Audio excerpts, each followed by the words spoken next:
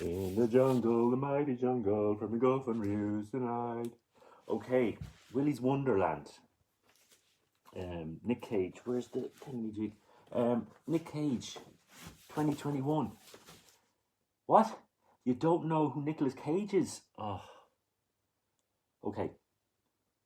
Face Off, Leaving Las Vegas, Oscar, The Rock, Pig, Mom and Dad, Kick Ass, Knowing, Matchstick Men, Con Air, Wild at Heart, Raising Arizona. Some of the magic of the mastery of the, I don't know, the man's a legend. I'd watch him opening a front door. I'd watch him opening an envelope. He's great. Now, granted, some of the movies recently have been hit or miss, and for me, this is a bit of a missed opportunity. Now, directed by Kevin Lewis. He's also directed The Third Nail, The Drop, Dark Heart, Malibu Spring Break, Downward Angel, and The Method.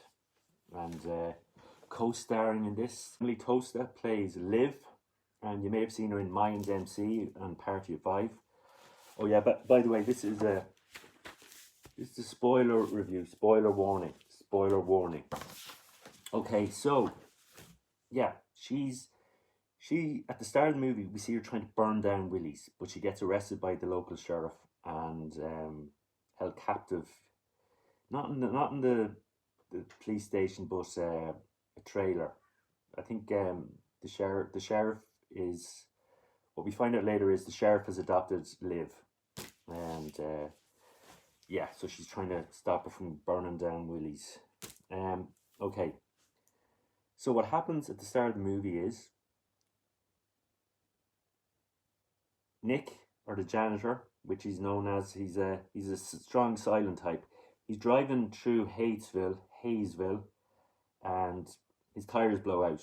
He goes over stingers, you know, the stingers that the police force use to stop cars.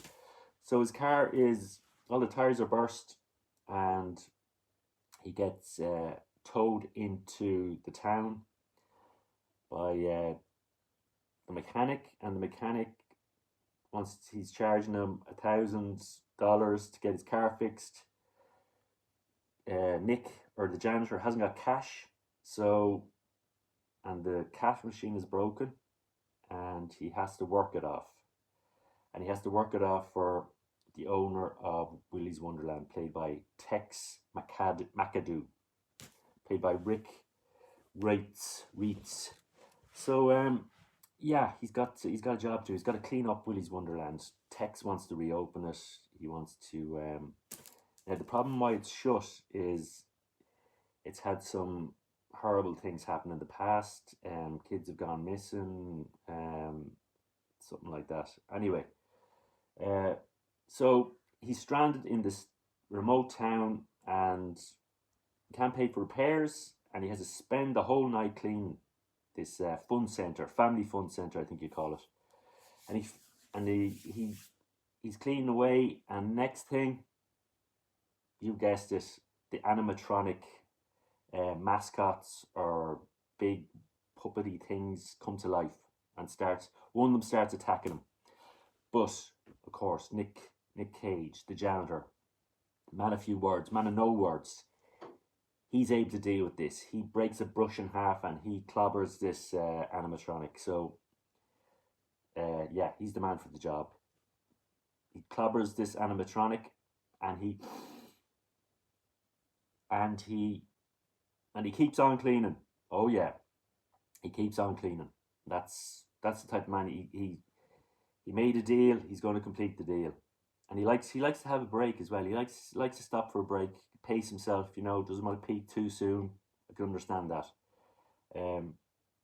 So yeah, that's the vibe of this. He has to survive the night in this fun center full of crazy come to life animatronics. We find out why they come to life, why they've come to life, and we find out how they've been holding the town ransom, and how the town is involved in this sort of sacrificing people that come into the town to keep Willy and his murderous animatronic friends happy. And yeah, for me, I think they could have gone. This is a low budget sort of movie, and I think if they had splashed more cash at it, if they'd gone big, maybe a bigger setting, and maybe better special effects, it could have been a lot better. Uh, we have to live with Nicolas Cage not saying a word, only grunting, um, and playing pinball. But look, I think when you sign up for a movie, you want to hear Nicolas Cage, throw out some one-liners or say something. So yeah, you missed that a bit. But look, I'm a huge fan of Nicolas Cage, so as I said, kind of, I kind of feel like I need to watch every movie he's been in because usually in most of them he does something unique or crazy or fun or brilliant. Um, so yeah, who else is in this? The sheriff is played by Bette Grant, who you might know from Donnie Darko, Speed, No Country for Old Men, and Little Miss Sunshine. And yeah, Emily Tosta does a good job as the sort of sidekick, tough lady. She's helping Nick out in the fun center of horrors. Um, her friends release her from her trailer, and they all go to help her burn down Willy's. But when they get there, they need to Liv wants to get the janitor out and get him safe before they burn down the place because they know the history of it. And yeah, of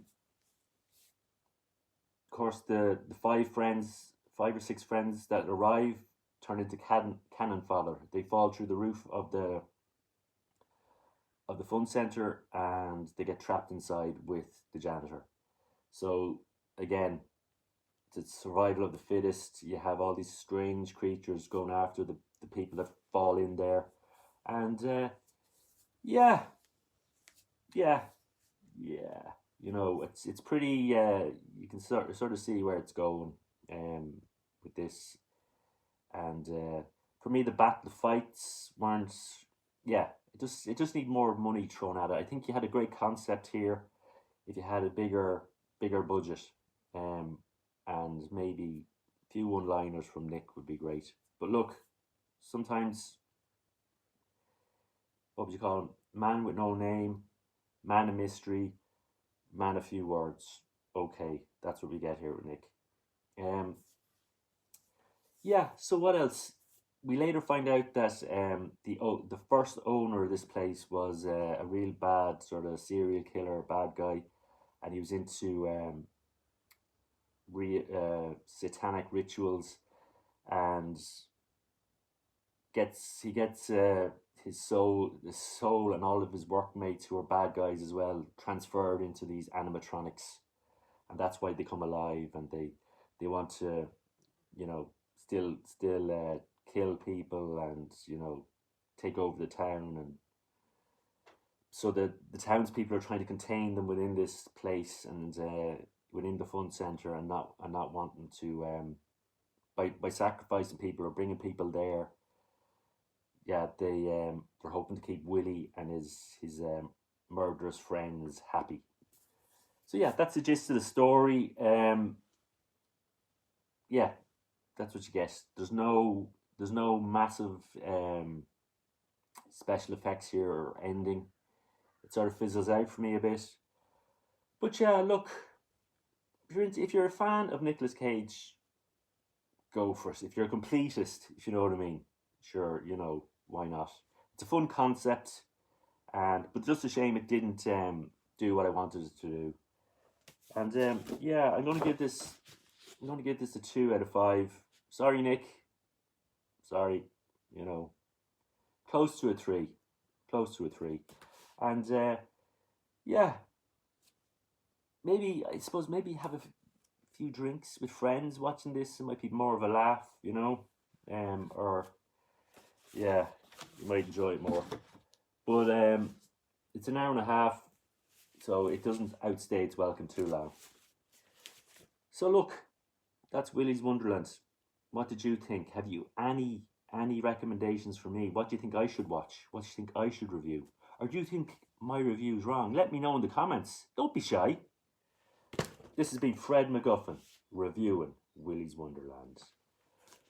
Fred MacGuffin.